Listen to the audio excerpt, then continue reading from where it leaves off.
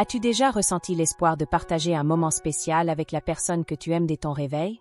Ce matin-là, quand j'ai ouvert les yeux, mon mari était déjà éveillé. Je me suis sentie chanceuse, pensant que nous pourrions profiter de ce moment ensemble. J'imaginais que c'était peut-être l'occasion d'un câlin passionné. Sans perdre de temps, je lui ai souri largement et je lui ai dit avec enthousiasme: « Chérie, puisque tu es réveillée plus tôt que d'habitude, que dirais-tu de profiter de ce moment ensemble ?» Mon sourire reflétait mon excitation, car je désirais vraiment partager cet instant, et le temps jouait en notre faveur. Cependant, sa réponse m'a prise de court. Son expression s'est durcie, et son regard, chargé de mécontentement, m'a transpercé comme une lame froide. D'une voix grave et tranchante, il a dit: « Pourquoi, dès que tu me vois réveillée, tu me considères comme un objet ?» Ces mots m'ont laissé sans voix, rempli de reproches et de désillusions. Je sentis mon cœur se serrer, blessé par cette incompréhension. Je fronçai les sourcils, essayant de comprendre ce qui venait de se passer. D'une voix tremblante, je murmurai: « Chérie, je ne comprends pas, qu'est-ce que j'ai fait de mal ?» Parfois, maintenir l'équilibre dans une relation peut être plus compliqué qu'il n'y paraît. J'ai mentionné à mon mari qu'il était important que nous partagions des moments spéciaux, mais s'il n'en avait pas envie, il n'avait qu'à me le dire. Je ne lui ai jamais avoué que la femme du compère semblait toujours épanouie et heureuse avec son mari. Chaque fois que nous nous voyions, sa voix douce et confiante comblait les silences, décrivant leurs escapades à la campagne, leurs soirées de rire et de caresses sous la lune. Elle disait que son mari lui offrait tout ce qu'une femme pouvait désirer. Son regard, brillant de satisfaction, éveillait en moi un tourbillon de doutes et de pensées. J'ai choisi de me taire pour éviter les complications, bien que parfois, le silence soit le refuge le plus sûr dans l'incertitude. Pourtant, je ne pouvais m'empêcher de laisser la curiosité grandir en moi. Quel genre d'homme était réellement ce compère? Les paroles de sa femme résonnaient sans cesse dans mon esprit, laissant un écho persistant. L'image d'un compère fort et charismatique envahissait mes pensées, et la tentation de m'approcher de lui grandissait comme une ombre. J'étais convaincue qu'il serait prêt à se donner pleinement, chaque jour. Plongée dans cette confusion émotionnelle, je secouai la tête en essayant de clarifier mes pensées. Non, me dis-je fermement. Garder mes distances était une décision plus facile que d'affronter l'inconnu. Cependant, une question persistait dans mon esprit. Que se passait-il vraiment dans mon mariage? Chaque fois que je regardais mon mari, je ressentais un mélange d'amour et de méfiance. Les nuits où son absence devenait plus évidente et ses longs silences me poussaient à remettre en question la stabilité de notre relation. Avant de compliquer davantage ma vie, peut-être devais-je découvrir ce qui se passait entre nous et affronter notre réalité, plutôt que de me laisser emporter par des émotions étrangères. L'image de la femme du compère continuait de hanter mon esprit, ses paroles envoûtantes se répétant sans cesse. Parfois, les questions sont plus dangereuses que les réponses, et là j'étais, au bord d'un abîme émotionnel, prête à tomber. Mon mari se leva du lit, me donnant une petite poussée qui, bien que légère, me fit me sentir exclue de son monde. La porte de la salle de bain se referma derrière lui, et le bruit de l'eau qui coulait résonnait comme un écho de mes pensées. Je restai dans la chambre, piégée entre le désir et le désespoir. Ce n'était pas juste un malentendu, c'était une barrière invisible qui s'était formée entre nous avec le temps. Pendant que la vapeur remplissait la salle de bain, je me dirigeais vers la cuisine, bien que mon envie de préparer un petit déjeuner spécial s'évanouit comme un mirage. Le café, habituellement mon compagnon fidèle, se transforma en un rituel de tristesse. Je ne pouvais pas ignorer ce que je ressentais. Le désir d'une connexion matinale n'avait été qu'une tentative désespérée de raviver une étincelle qui semblait s'éteindre. Tandis que les œufs crépitaient dans la poêle, mon esprit vagabondait vers des souvenirs de rires partagés et de regards complices. Maintenant, chaque effort pour me rapprocher semblait l'éloigner davantage. La culpabilité et la désillusion s'entassaient comme des ombres persistantes. Mon mari s'assit à table et commença à prendre son petit déjeuner. Le doux tintement de la cuillère contre l'assiette sonnait comme un écho monotone, faisant partie d'une routine mécanique. L'atmosphère était chargée de mots non prononcés et de regards fuyants. Essayant de briser le silence, je demandai prudemment: « Chérie, le compère ne t'a-t-il pas proposé de t'emmener au travail ?» La question flotta dans l'air, tendue et chargée d'insécurité, comme une bulle sur le point d'éclater. Mon mari me regarda avec des yeux qui autrefois brillaient de complicité, mais qui semblaient désormais éteints. « Oui, mais tu sais que je n'aime pas dépendre des faveurs, » répondit-il avec un ton qui laissait clairement transparaître son malaise. Je ne veux pas qu'il insinue un jour que son aide m'a permis de progresser dans l'entreprise. Si j'y suis, c'est grâce à mes performances dans la société précédente. Mon cœur se serra en entendant sa réponse, mais j'essayai de cacher ma frustration. Ne pense pas comme ça, chérie. Tu sais bien que le compère a toujours été gentil avec nous.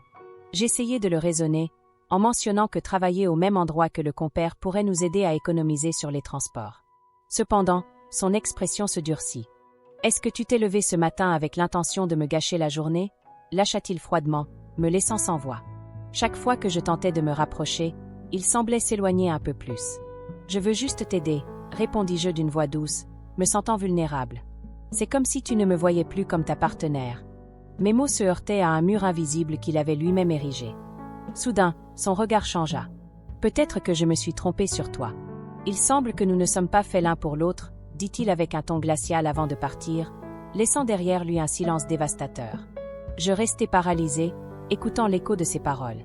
Les larmes coulaient sans retenue alors que je me demandais à quel moment nous avions cessé d'être une équipe. Était-il encore possible de sauver ce que nous avions perdu? Puis, la sonnette retentit, me tirant de mon tourment intérieur. Je m'essuyai rapidement le visage et ouvris la porte. Là, se tenait le compère, avec ce sourire chaleureux qui semblait toujours illuminer même les jours les plus sombres. « Bonjour, ma commère. Comment allez-vous ce matin ?» demanda-t-il avec gentillesse, sans percevoir la tempête d'émotions que j'essayais de dissimuler. « Tout va bien, mentis-je, en évitant son regard pour cacher mes yeux rougis. Cependant, il semblait voir au-delà de ma façade. « Quelque chose ne va pas, ma commère ?» demanda-t-il avec une réelle inquiétude. Ces paroles brisèrent la dernière barrière qui me restait, me laissant au bord des larmes. En posant le café devant lui, nos mains se frôlèrent brièvement, un contact aussi fugace qu'intense. Je ressentis un léger frisson parcourir mon corps, me rappelant à quel point j'étais vulnérable. Je m'assis en face de lui, essayant de dissimuler le tourbillon d'émotions qui m'envahissait. « Merci, ma commère, » dit-il d'une voix douce, chargée d'une chaleur qui m'enveloppait comme une couverture par une nuit froide. Nous restâmes silencieux un moment, un silence qui semblait en dire plus que n'importe quel mot. Ses yeux étaient fixés sur les miens avec une intensité presque déconcertante, comme s'il pouvait voir au-delà de ma façade soigneusement construite. « Parfois, la vie nous pèse plus que ce que nous devrions porter seuls, » dit-il finalement, rompant le silence avec une vérité qui me traversa comme une flèche. Je sentis ma gorge se nouer, luttant contre les larmes qui menaçaient de couler à nouveau. Je ne voulais pas paraître faible, pas devant lui. C'est juste que, il y a des jours où j'ai l'impression que tout s'effondre, confessai-je d'une voix brisée. Que peu importe combien j'essaie de tout maintenir en place, tout finit toujours par s'écrouler. Ses yeux s'adoucirent encore plus et, sans demander la permission, il prit ma main dans les siennes. C'était un geste simple, mais chargé d'une tendresse qui fit tomber mes défenses. « Vous n'êtes pas seul, ma commère, » murmura-t-il. « Même si parfois il semble que le monde entier est contre vous, je suis là. Je serai toujours là. » Mes lèvres tremblèrent et, avant que je ne puisse l'éviter, les larmes commencèrent à couler sur mes joues. Son pouce caressa doucement ma main, comme s'il essayait d'effacer la douleur qui m'étouffait. « Merci » chuchotai-je d'une voix à peine audible, me sentant pour la première fois depuis longtemps écoutée, comprise. Le temps sembla s'arrêter alors que nous partagions cet instant chargé d'émotions. Ce n'était pas seulement un soutien que je ressentais, mais quelque chose de plus profond, quelque chose que nous semblions tous deux reconnaître sans oser le nommer. Finalement, avec un soupir lourd, je retirai ma main, bien qu'une partie de moi souhaitait la laisser là pour toujours. J'avais besoin de mettre des limites à ce que mon cœur commençait à désirer. « Je devrais aller travailler avant qu'il ne soit trop tard, » dit-il d'une voix rauque, comme s'il luttait lui aussi contre ses propres impulsions. Je hochai lentement la tête, l'accompagnant jusqu'à la porte. Avant de sortir, il s'arrêta un instant et me regarda une dernière fois, comme s'il voulait graver cet instant dans sa mémoire. « Si un jour vous sentez que vous ne pouvez plus, cherchez-moi. Peu importe quand ni où. » Et sur ces mots, il s'en alla, laissant derrière lui un vide chargé de promesses non dites et de désirs réprimés. Je restai là, observant la porte se fermer lentement, sentant qu'une part de moi se refermait aussi, mais quelque chose de plus, d'inconnu et de palpitant, venait de s'éveiller. Le rire s'évanouit aussi vite qu'il était venu, laissant entre nous un silence lourd de signification. Ses yeux restaient fixés sur les miens, intenses, profonds, comme s'il cherchait à percer chaque secret caché au fond de mon âme. « Ce n'est pas facile à dire, » murmurai-je, détournant le regard vers la fenêtre. « Je me sens seule, compère. » Comme si ma présence était passée au second plan dans la vie de mon mari. Son expression se radoucit, et sa main, chaude et ferme, recouvrit la mienne avec délicatesse. Ce contact était à la fois réconfortant et dangereux. « Vous ne méritez pas de vous sentir ainsi, commère. Vous êtes une femme incroyable. » Sa voix était grave, empreinte d'une sincérité qui fit battre mon cœur plus fort. Je frissonnai, piégé dans ce mélange de vulnérabilité et d'attraction grandissante entre nous. Je voulais m'éloigner, mais en même temps, je désirais rester, plongée dans ce regard qui promettait de la compréhension et quelque chose de plus profond. « Merci », chuchotai-je, sentant mes défenses s'effondrer lentement. Parfois, j'ai juste besoin de savoir que je compte encore pour quelqu'un. Sa main serra la mienne plus fermement, transmettant une chaleur qui éveillait quelque chose en moi. Un soupir s'échappa de mes lèvres, comme une soumission silencieuse. « Vous avez toujours compté, bien plus que vous ne l'imaginez, » dit-il, et ses mots restèrent suspendus dans l'air, comme une promesse que ni l'un ni l'autre n'osait briser. Était-il possible que nous parlions aussi ouvertement de cela? Le ton de la conversation avait franchi une ligne. L'atmosphère changea, et je remarquai que mon compère semblait plus investi dans le sujet. Son attitude devenait troublante, comme s'il abordait quelque chose de plus personnel que ce que j'avais partagé.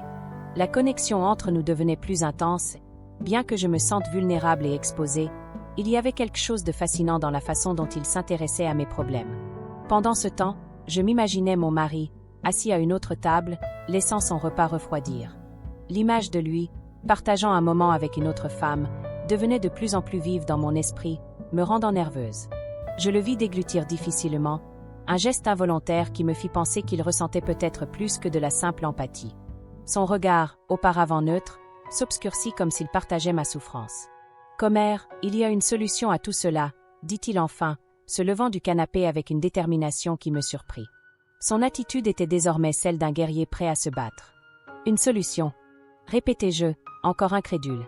L'idée flottait dans l'air comme un pacte tacite, un jeu risqué qui commençait à se former entre nous. « Puisque vous me parlez franchement, je vais en faire autant, » continua-t-il en s'approchant de moi. Les battements de mon cœur résonnaient dans mes oreilles tandis que la distance entre nous se réduisait. Pourquoi ne pas laisser les choses se calmer? Entre-temps, je peux vous rendre un service. Après tout, c'est à ça que servent les compères, non? De cette façon, vous éviterez de vous disputer avec lui, et peu à peu, les choses s'arrangeront. Mes pensées étaient confuses, un mélange d'incertitude et de désir que je n'avais pas anticipé. Je savais très bien à quoi il faisait allusion, tout comme lui. L'idée d'une trahison mutuelle planait entre nous, séduisante et dangereuse. Jamais je n'aurais imaginé que mon compère serait aussi direct et sûr de lui. Un rire nerveux s'échappa de mes lèvres, dissipant un peu la tristesse qui m'envahissait. Il tendit la main vers moi, et sans réfléchir, je la pris. Nous marchâmes ensemble, comme deux inconnus, vers ma chambre. Le monde extérieur s'effaça et, pendant un instant, je me demandais si, dans les bras de mon compère, je trouverais ce que j'avais perdu chez moi. La promesse de l'interdit nous enveloppait alors que la porte se refermait derrière nous. Je savais qu'à partir de ce moment, le chemin que je choisirais changerait tout. Mon mari reste enfermé dans son monde de grandeur, convaincu qu'il n'a besoin de personne, sans se rendre compte que, moi, j'ai du soutien à la maison. Je n'attends rien en retour, mais tant que je le peux, je vais me concentrer sur mon propre bien-être. Nous verrons ce que l'avenir nous réserve, et si je dois partir, je le ferai en paix, le cœur léger.